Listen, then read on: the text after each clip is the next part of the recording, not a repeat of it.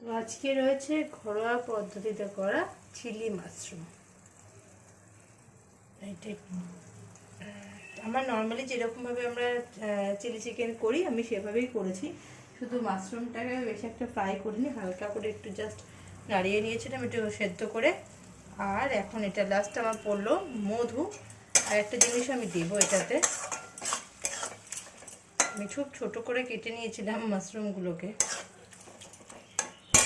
আমি দেবো একটুখানি জাস্ট গন্ধরাজ লেবুর একটু স্মেল নেওয়ার জন্য ঘষে দিচ্ছি লেবুটা। দেখা যাক কেমন হয়, আমি এইভাবে কখনো করিনি, ফার্স্ট টাইম আজকে করলাম, হঠাৎ ইচ্ছা হলো। তো আমার মাশরুম তো রেডি হয়ে গেছে, তো একটু চেখে দেখি কেমন হয়েছে, এখান থেকেই নিয়ে দিই।